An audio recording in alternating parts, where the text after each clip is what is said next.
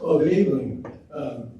Many of you may not be familiar with me, but I'm the CFO of World Affairs Council, and I'm not usually in this position, but I'm very pleased to do it tonight. Tara Kangarou was born in Tehran. She was raised there, and then she came over here, and she did her undergraduate work at UCLA and graduate work in journalism at USC. And she's a renowned journalist and appeared on CNN, CNN International, NBC, Huffington Post, and Al Jazeera. She is an expert in global refugee crisis, and she started a nonprofit called The Art of Hope to help refugees cope with mental wounds of war. In 2018, Ms. Kangarou has received the prestigious Ted Sorensen Award by Network 2020 for her reporting on the global refugee crisis. Her latest work is The Heartbeat of Iran, as was mentioned, Real Voices of the Country and Its People. She will be discussing it with her own Ronan O'Malley, and the book gives some insight into the everyday lives of the people of Iran. I'm anxious to hear about these stories, and I'm sure you are as well. So if you help me welcome Ms. Kangarou.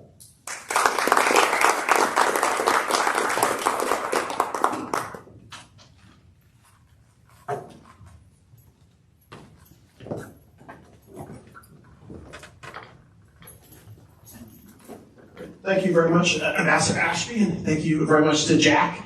For any of you who might have an idea about the nonprofit world, and especially those who don't know an awful lot about it, without a great person in finance and accounting, you're in deep trouble. So, Jack, thank you for all that you do. A lot of us, our members see different ones of us here and there, but really it's people like Jack behind the scenes who make everything work. So, thank you, Jack, for all that you do. And again, like I said, we'll mention at the end, but delighted to have Tara for her book, The Heartbeat of Iran, Real Voices of a Country and Its People. It's a fascinating book. I really, really enjoyed it. For a lot of you who know the topics we often cover and some people we bring in, last week we were discussing Michael O'Hanlon, U.S. defense strategies for, China and Russia and North Korea and whatnot. It's very nice to have a book that's so engaging, but also kind of positive about, kind of the real world life of people. So, it's sort of, thank you for writing this book. It's, I think over the course of the years, any of you, I know some of you in the audience, we've done trips to Iran, as part of our mission. We're nonpartisan to try and bring in Democrats and Republicans, but also present different perspectives for different countries. We've hosted, former Iranian ambassadors, Iranian professors. So I just want to say this is a wonderful addition to that, and really much more importantly, I think, sadly, we've done it ourselves. Definitely happens to American public, American media. It's that we cover the tensions in Iran, we cover the conflicts, the military actions and covert actions, paramilitary actions they do in Shia countries, Yemen or what's happening in Lebanon and Syria. But we oftentimes forget, or at least maybe don't think about the real Iranians here. 80 million people, large country, about 2.5 times the size of Texas, what their lives are really like. And that's what I really love this book. You cover everything. You cover every ethnicity, every background, from rich people to poor people, connected people. You have, Persians, Azeris, Kurds, Baluch, everything, and then every religion as well. Jack touched upon it in your bio, your unique background of being, American and Iranian at the same time. Could you touch upon that a little bit more, and especially your journalism career, how and why it is that it led you to write this book, and what you really hope people would get out of it? Absolutely. Well, good evening. It's been a while since I've done this live, so good evening, everyone. Thanks so much for having me. It's such a pleasure to be here in Texas. I have to say it's my first time in Texas, so what an honor to be here with the World Affairs Council and with you all to talk about my book. Ronan, as you mentioned, so much of the reason as to why I wrote the book had to do with my own upbringing, but also what I saw and didn't see in the mainstream media. And by that, I mean, I was born and raised in Iran, and when I moved to the US, I was, about 16, 17, finished high school here, but I always struggled with this duality You know, am I more Iranian? Am I more American? Am I not Iranian enough? Am I, you know, how can I fit in? And as trivial and sort of silly that may sound, it wasn't easy to fit in. You know, it starts from some mundane challenges that you would have in high school and college, you know, language barriers, but it fundamentally then becomes a question of identity, right? And when you are from a country that is only seen through a very narrow political lens, and everything goes through the prism of the government of that country, in ways your identity then becomes defined by that. And I always struggle to fight for my own identity, that, you know, I am different from that government. I am different from the stereotypes that exist, right? And this issue of constantly having to explain your identity, this issue, you know, this challenge of always having to prove that you are just like, you know, your American counterpart or your European counterpart. That was something I faced in my personal life. But then as a journalist, you know, I started doing investigative reporting, and then I got really immersed in American politics when I was in DC. And again, it didn't matter what beat I was covering or, you know, which network I was with. Again, Iran and Iranian stories were strictly told through whatever political event was taking place, right? Whether it's nuclear talk, whether it's, you know, whatever it is. It's 99.9% of the time, you know, some rogue behavior or something very negative that the government did. You know, rightfully so, of course. But that's not the full story.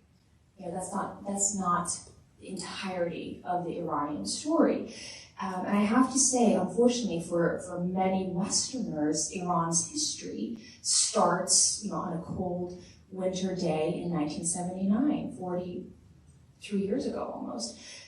But Iran has a long history, you know, 3,000 years to be precise. And that story and that history is worth talking about in the context of its people.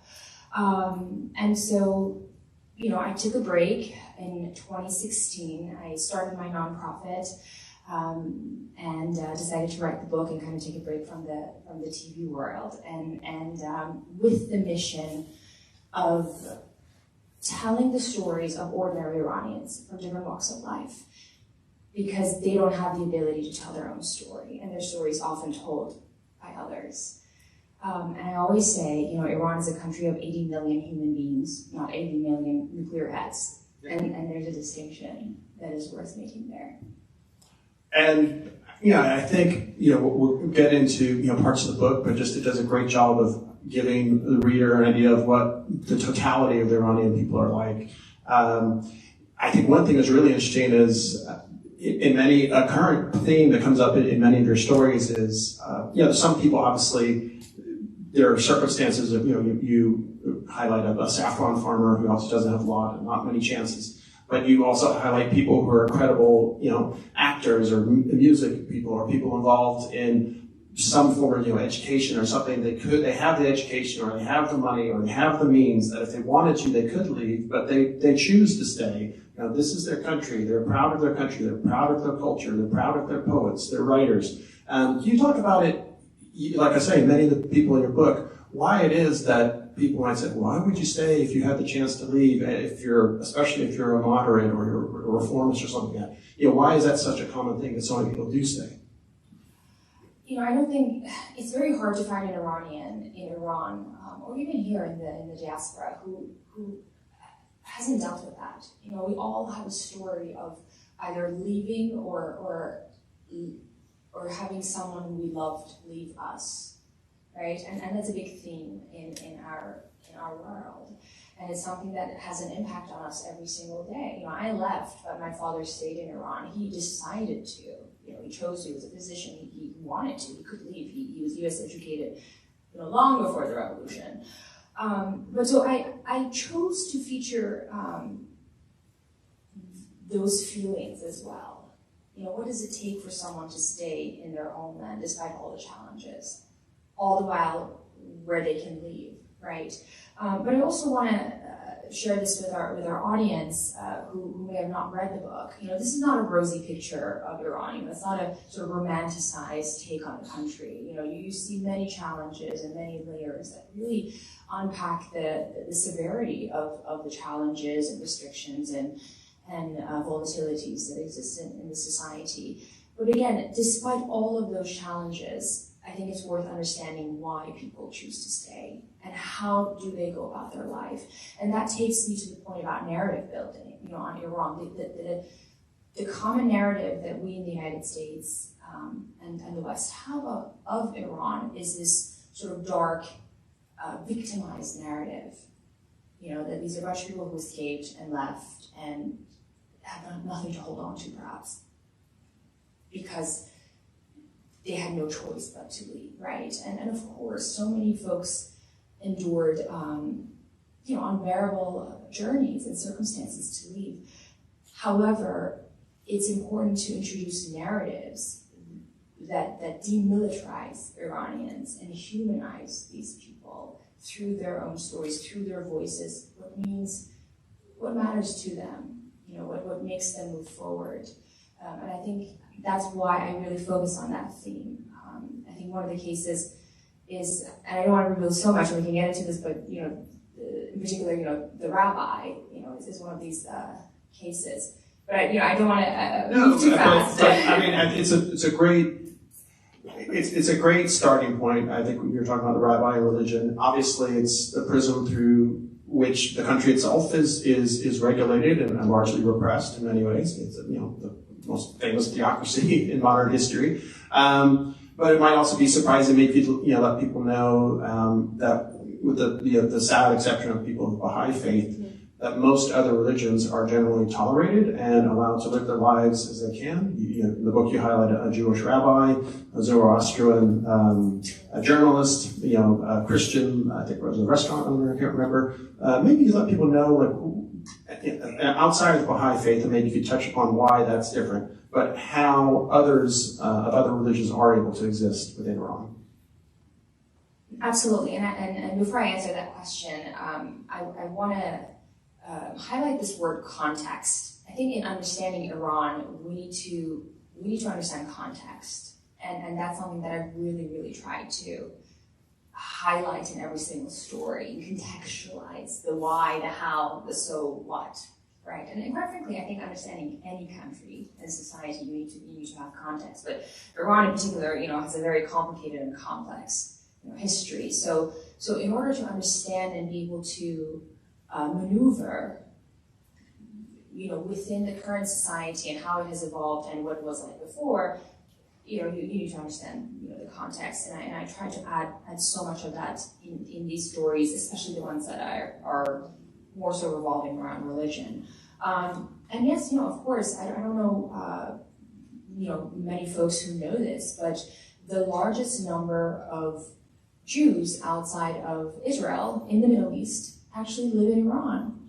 And that number has dwindled naturally, since the 1979 revolution. But, to this day in the region, there are, thousands of Jewish folks living in Iran. And it's so fascinating. If you go to Turkey, for example, the synagogues, at least to my knowledge or what I've seen, they're tightly secured. You can't just walk in.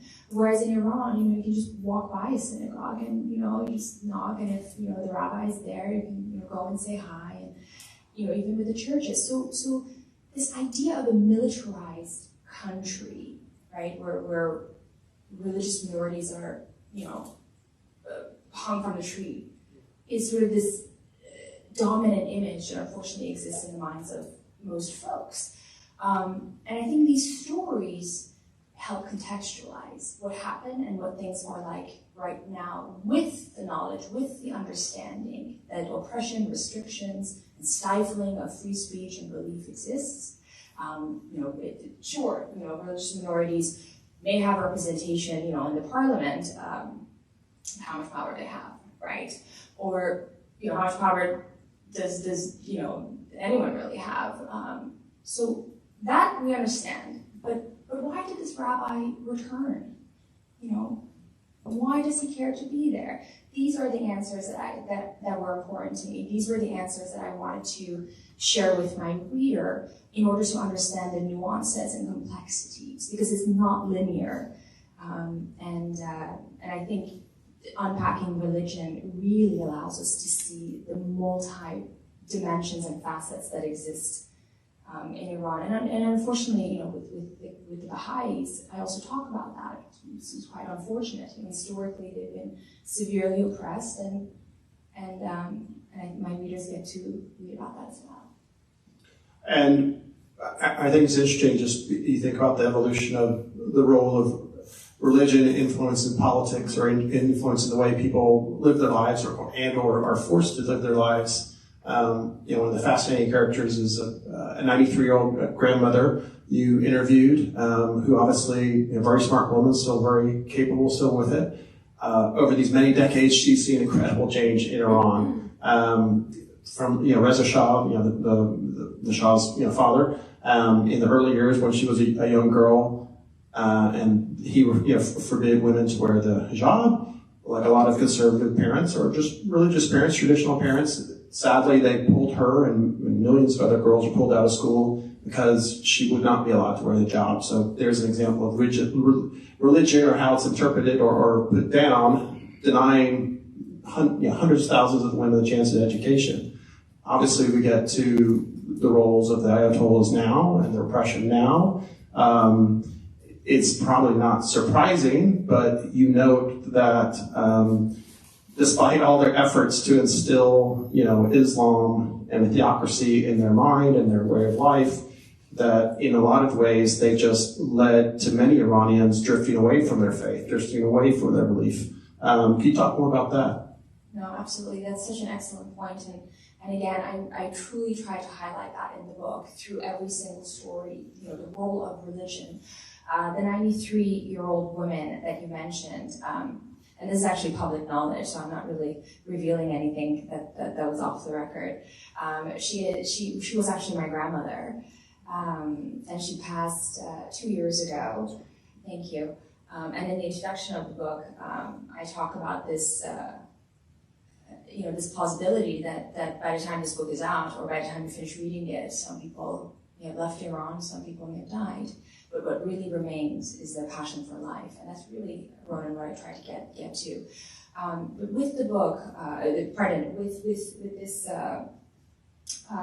notion of sort of moving away from religion, the first thing that I would say is, there's this common line in Iran among ordinary folks that where they say, what the Islamic regime did, it really made people move away from Islam. It really made people not wanting to be religious. And, if you look at the days, during Shah or prior to that, people would have their religious ceremonies, but then they would have their parties. People, would drink their wine, but then, they would perhaps go to the mosque if they wanted to. And so, because religion became so political, ordinary Iranians really became resentful. And in my reporting in the region, there is not much difference between folks in the urban communities and rural communities, in the Arab world. They're categorically religious, and there's not really much distinction and difference. Of course, there's different levels of conservatism.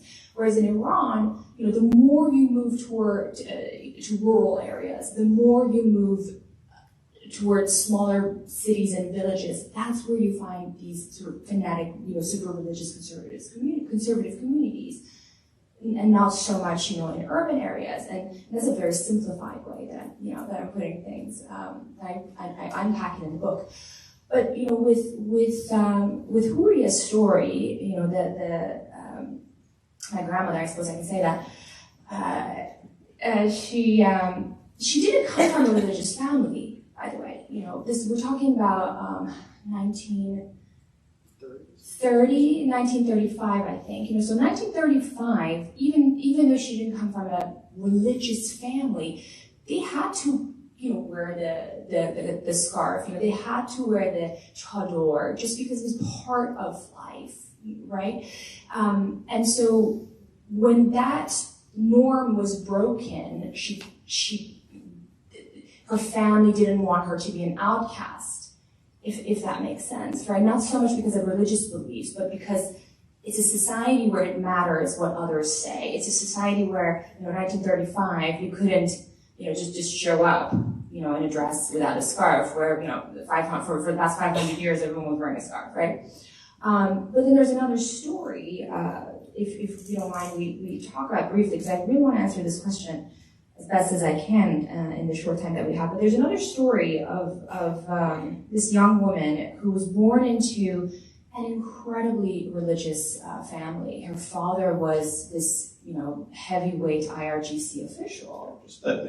The Iranian Revolutionary Guard, basically the most powerful kind of security apparatus keeping the state in place. Absolutely, absolutely. And so she was born into this family, and she calls her community a colony. I was born in a colony, and she talks about how she didn't have access to any music. The only tapes were Quran. The only books were different interpretations of Quran, and her father's library was her source of books.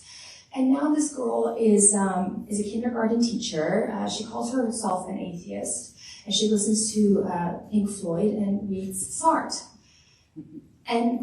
And to me, it was so important to capture that evolution of how this young woman, growing up in this family, joining the student Basij in Tehran University, and being one of those girls that, for those of us who lived in Iran, would really run away from, and don't want to have any interaction with, moving away from being that girl to becoming this modern secular girl. And there are so many of Faizes in Iran. Right. And sadly, in the book, most of her family still disowns her. Yes, her family has disowned her, but she's living her life. She doesn't care. I just want also just to note kind of the modern cultural influences in Iran. It's interesting in the book you highlight it has the highest rates of internet usage in the Middle East. There are restrictions, but everybody has their ways around it, for whether it be movies or films or books. You even highlight an Ayatollah, he was the former chief of staff of President Khatami, a reformist and moderate himself, that he is a huge music buff, especially Western music, even listens to pop music. Could you talk about what are the kind of outside voices and cultural influences that get into Iran, and are they as prevalent as they are maybe in any other country in the Middle East? I would say more prevalent.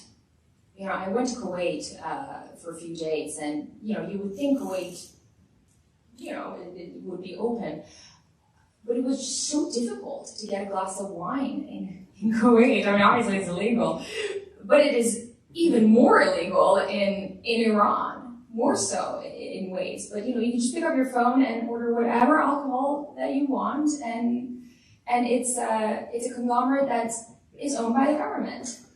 And I mention alcohol partly because it takes me to the point that I want to make about the story of the Ayatollah, where every single thing in Iran that in ways is not permissible by the regime or banned is somehow controlled by them and manipulated tool for them to make more money, if that makes sense, right? And I chose this story because I also wanted my readers in the US to get an insight into the duality and hypocrisy of it all, right? I mean, yeah, sure, this guy is a reformist, moderate voice. He's not a radical fanatic, but he was part of a system that banned every single thing that he watches and listens to and reads.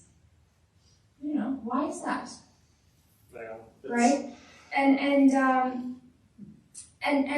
that itself shows the rift and divide within the regime, within the government, and how they've evolved. And Ronan, to be honest with you, I really wanted to have a die-hard revolutionary, Basiji in the book, because I also think that it's, for my American readers, I wanted them to read that story next to all these stories of ordinary people, because that would have created a deeper image into Iran. But then I suppose they get that narrative and story on mainstream all the time. But for fairness and balance, I wanted to have voice, and so he was the closest I could find.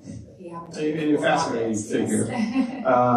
And maybe it's another cultural item that I found really interesting was you mentioned the important roles that restaurants and cafes play in society. They play it in all societies. I'm from Ireland. The pub is like the center of the universe of a lot of small villages where people get together and meet and chat with each other. But because of the restrictions on men and women, especially young men and women being together in public, you note that restaurants and cafes are vital for young people to actually get to meet each other, young men and women to actually see each other and talk with each other. Can you talk about that a bit? No, of course. And that kind of takes me to my initial reasoning as to why I wrote this book. You know, when you speak with, again, an average Westerner, and I really don't like that word, by the way, Westerner, but, you know, folks who are, again, not too familiar with the current society in Iran, the dominant image is this dark gray, closed, oppressive, sort of North Korean-esque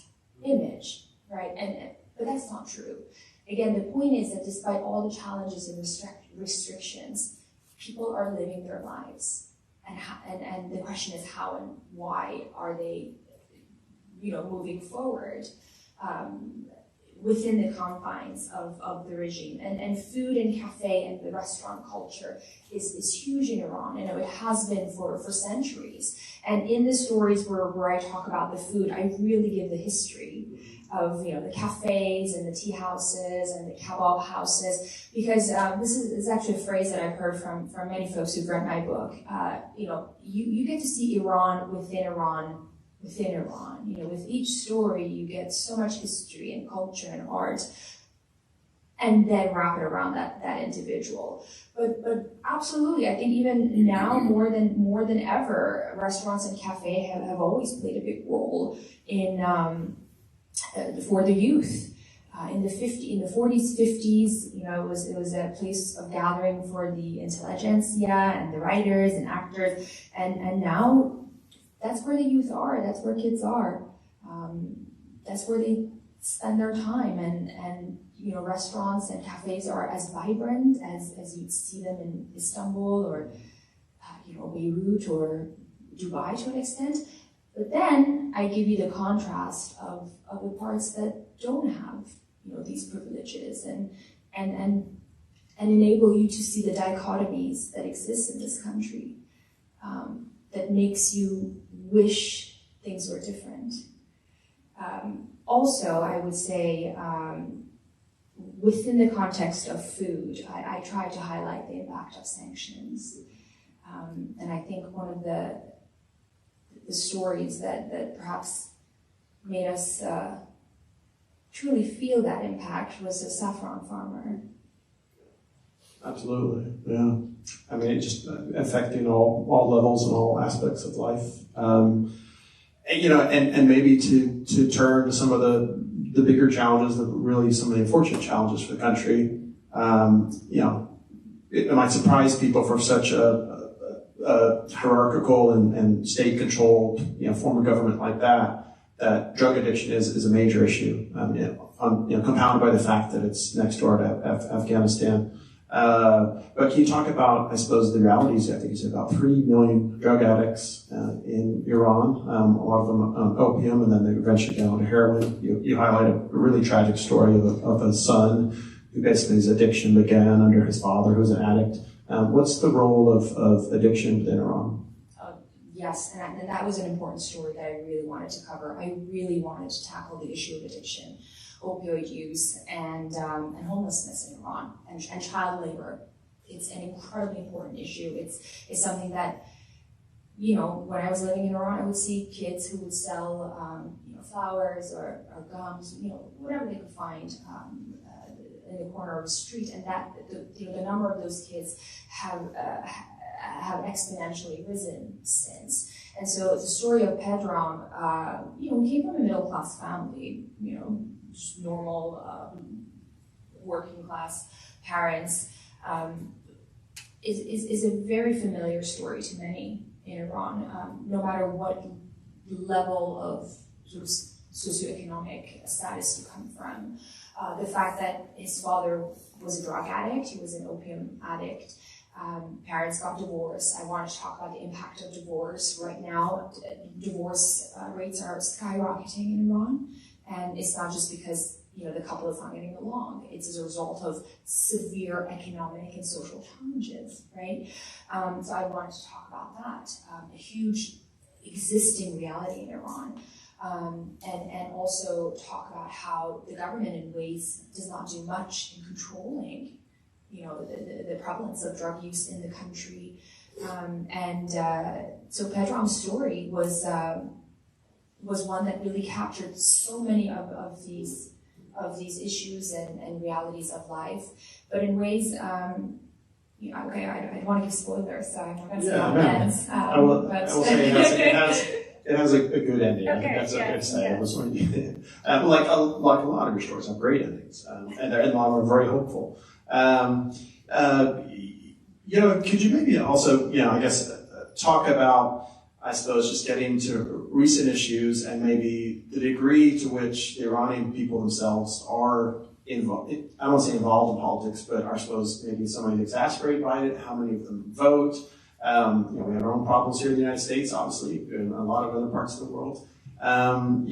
What are the, I suppose, realities of politics now? We just had an election this summer with a new hardline president, hopefully not as bad as Ahmadinejad. President Raisi being elected, and to some degree, just maybe some of our American efforts, have they backfired? That our sanctions have emboldened and empowered the hardliners. The Iran nuclear deal, I know Ayatollah Khamenei said, I don't trust the Americans, you never trust the Americans, but if you want to try this deal, you guys proceed with it. And of course, when we pulled out of it, he's able to say, well, it's right, you never should have trusted them. What's the reality in Iran now for politics, and what do you see as the outlook for the kind of hardliners versus the relative reformers, relative moderates? How much time do we have? Yeah. Yeah. I will try to answer your question, Ronan, but I would tackle some key points, which I hope would give a bit more nuance and insight into the political climate among ordinary Iranians in Iran. First of all, one of the main aims with the book was for my readers in the US and elsewhere in the world to be able to distinguish between the Iranian people and the government, okay? And I think these stories would help readers do that, hopefully. The second thing I would say is, obviously, this election was so blatantly orchestrated, and it was just such an embarrassing circus. But people are so disillusioned in Iran. People are so hopeless in their government that we didn't see the same reactions that we perhaps saw back in 2009. The level of apathy has risen exponentially, right? But at the same time, people don't have the financial backing or stability to lose, the final drops that they have to hold on to, the final, dollars that they have in their banks, the little amount that they have. That's where I want to get at. People are struggling to make ends meet. That they would do anything to just, hold on to some sort of stability. If you talk to ordinary Iranians, again, inside Iran, I'm not talking about the diaspora, people don't want another revolution in the sort of classic sense of what we saw in '79. Or, there are folks that look at Syria, Iraq, Afghanistan, and they say, we don't want that. We cannot be that. And again, Iran is a country of 80 million. It's surrounded by over a dozen land and sea borders. And it's just, nobody can afford to do what has happened, in the neighborhood to Iran. And I remember I was in Iran in 2015 covering the nuclear talks. I was with Al Jazeera America at the time. And I did a piece on how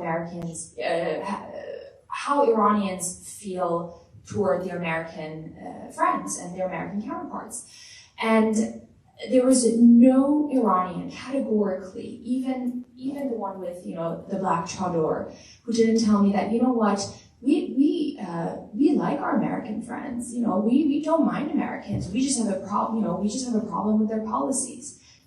But also, Ronan, majority of those people, except the one, with the chador, also equally has a big problem with their own government, right? And again, that's a distinction that needs to be made, is that Iranians are completely disillusioned, toward their government. They are resentful toward the regime, especially with, what we've seen in the last couple of years. But at the same time, they don't really trust foreign intervention or foreign powers to come and sort of save them. And again, this last election in Iran, it was just, a big circus, and the voter turnaround was so low, embarrassingly, but, no one expected otherwise. And I do feel that, the Islamic regime understands, because they're not stupid, that in order for their survival, they need to engage with the world. This policy of isolationism is not working, and I suppose they understand that, and you can see that they want to come back to the JCPOA because they can't afford otherwise. The sanctions have been crippling the economy, but all the while, so many people in the government have been making a lot of money because of that. And I would also say that, the last 4 years, the sort of maximum pressure policies on Iran have, like you said, emboldened the hardliners, have prevented any room for discourse and dialogue. And I think part of that reasoning was this presumption that perhaps Iranians would go up in arms and go on the streets and orchestrate another big movement that can potentially lead to the toppling of the government, which we saw did not happen for various reasons. And so, number one, I hope I answered your question as best as I could. But this is this is going to be a longer conversation. But again, I cannot emphasize on the level of apathy and disillusionment and resentment that Iranians have, again, ordinary people, toward their government. But again, despite all of that, they're trying to move forward, and I try to, in my book, tackle the how and the why of that, because I think that's worth discussing, which, by the way, I'm sorry, but which only amplifies the amount of talent and potential that exists in this country. If Iranians are allowed to join the international community, if the Iranian youth are able to meet their potentials and are not robbed from the prospect of thriving, they not only would be great contributors to their own country, but the region and the world. And we touched upon a lot of it already. Your book gets into many more examples of it. But maybe is there one issue in particular we haven't discussed yet that you think might surprise an American or Western audience about the Iranian people? You mentioned education. You mentioned, in the book, the fact that many years in recent times, more women are entering university than men. Is there something in particular you think that stands out of a kind of misperception or something a lot of people don't even think about that'll be interesting to hear about? All of the stories. That was another aim with the book. I really wanted to surprise my readers. Were you surprised? Yeah, definitely. I really enjoyed it. Yeah. But when I say surprise, is this effort of dismantling stereotypes. And in the book, I have quite a few women, different walks of life. The rich, the poor, the conservative, the secular, some ordinary, some extraordinary. And I would say that. The stories of the women, I think, really would surprise perhaps readers the most, because I think, in my humble opinion, one of the more dominant images of Iranian women is this sort of oppressed, closed, behind this dark veil persona that has no agency, and that's the phrase that I want to get to, no agency, right? But that's not true. Despite all the restrictions, Iranian women have so much agency and exceptional resilience. And that journey and the ability of maneuvering this confined environment is worth talking about. So the whole story should not be, this picture of a woman with a dark veil, with a dagger in her head, or a story of women without men, or so on, but rather how this woman lives and moves forward and fights the fight. That's, I think, worth deciphering, and I try to do that in some of the stories.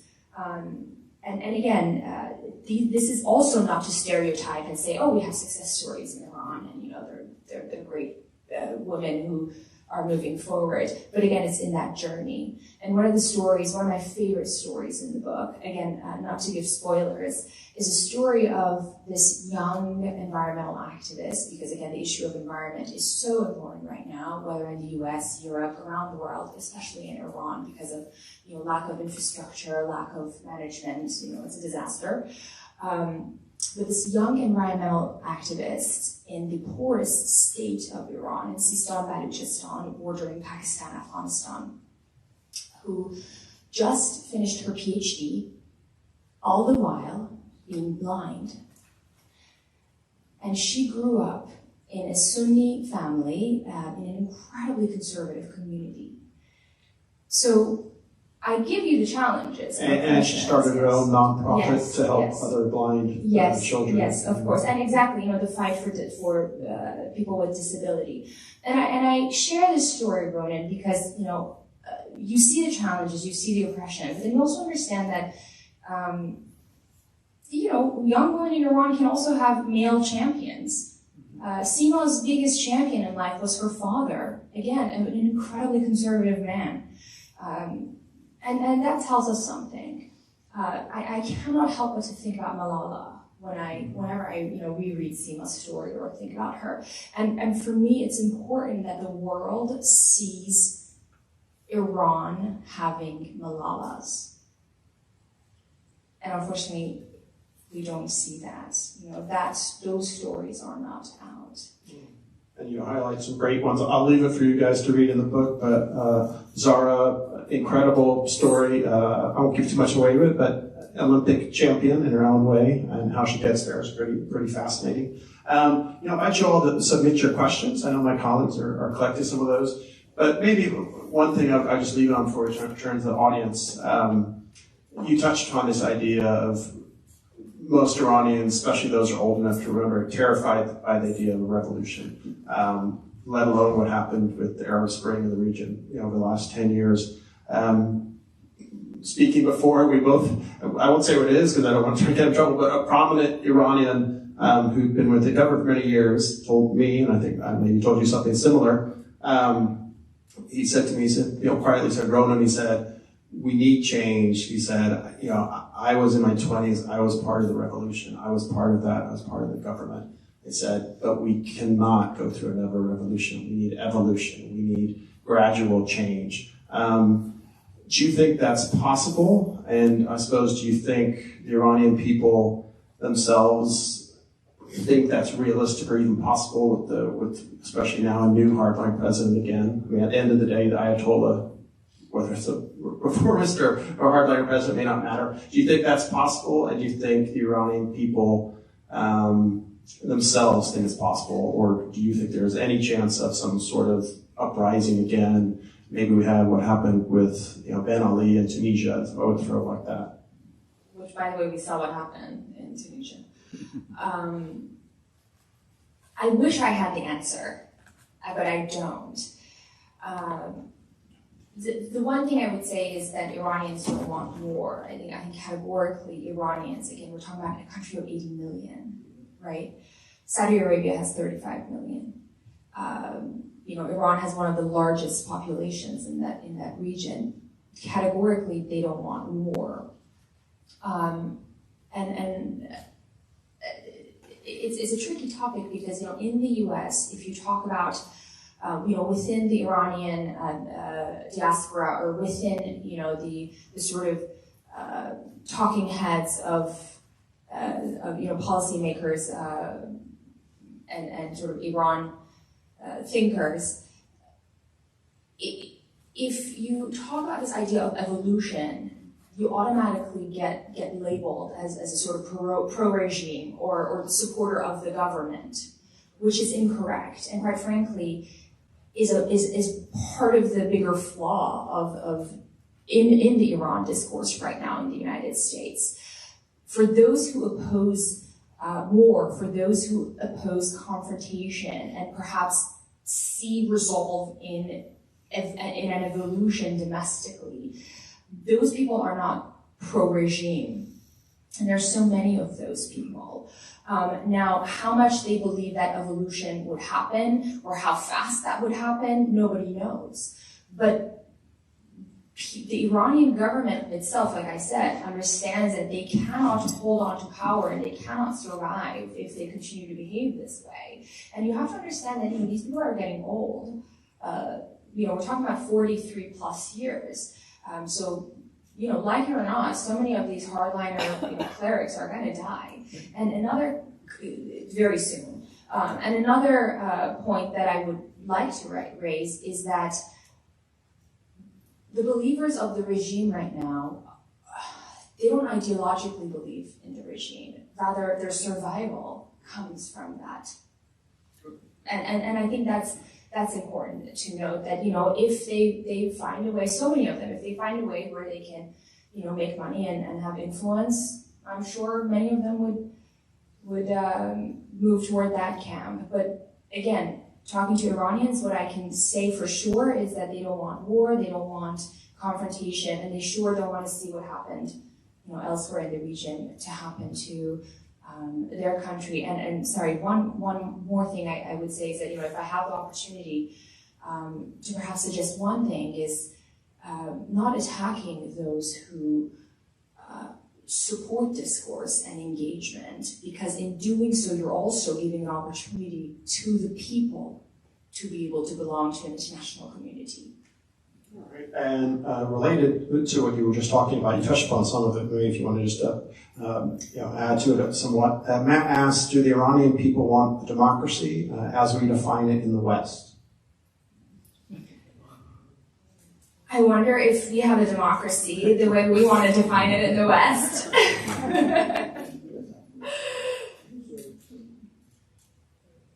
Again, it goes back to context and nuance. I think it's so important. In order to understand any country, again, in my humble opinion, we have to know its history, religion, and culture. And I don't think it's a fair assessment to want a country like Iran to be like the United States in short run, or a country like Afghanistan to be like, the UK in short run.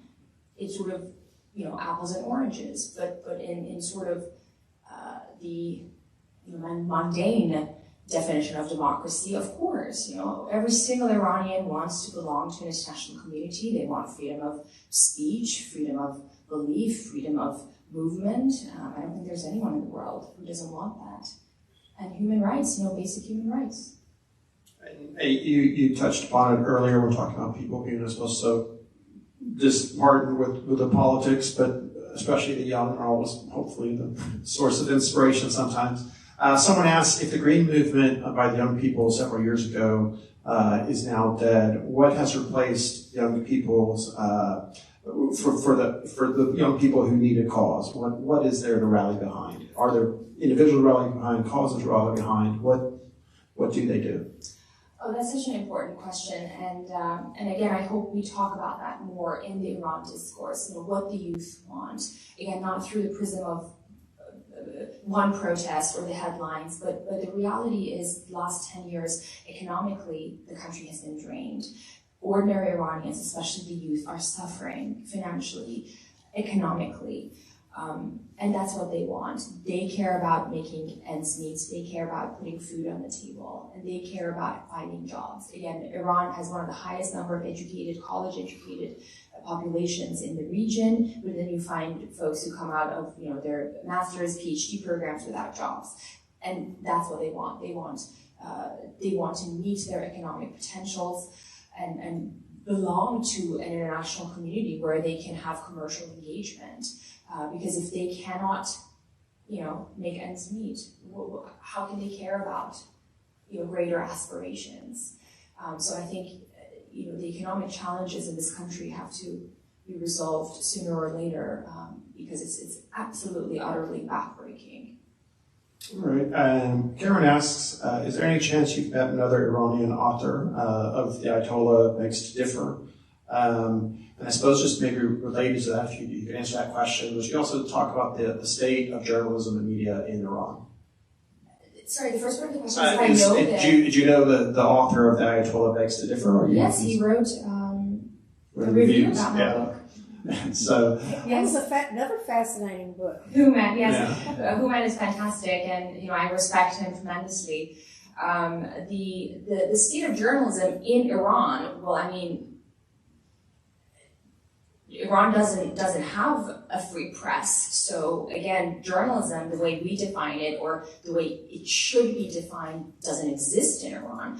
But then again, there are people who try so hard to tell important stories, and a group of journalists in Iran in particular that I have great respect for are environmental journalists who are working so hard tirelessly to bring attention and awareness to the catastrophic environmental crisis that exists in Iran. And unfortunately, the last couple of months we saw the tragic accident that happened that led to the death of two of these journalists. But again, in the classic sense that we have in the U.S., that state doesn't exist in Iran, and it is unfortunate. And I have to say that in my book, I do talk about that. In fact, I have a very interesting profile of a young journalist who's of Zoroastrian belief. It was so important to me to also take my readers into the old Persian Empire and the Zoroastrian belief, and he does that all the while. He takes us to the contemporary era and what is it like to be a journalist in Tehran. And just related to that, obviously the challenges of journalism and open, free press in Iran. What are the ways most Iranians get their information about what's going on within Iran itself and then the world outside? I don't think there's. Okay, it might be a far stretch, but I would say 95% of Iranians, again, different walks of life, even if you go to remote villages, they have a mobile phone, and they connect with some sort of satellite television, and they watch, foreign programming, especially, BBC Farsi, VOA, it's funded by the US government, and other sort of expat channels and networks. So they're very connected, and social media over the last couple of years has had a tremendous impact in connecting Iranian people, especially to the outside world. And again, despite all the internet restrictions and filtering and so on, they find ways to connect.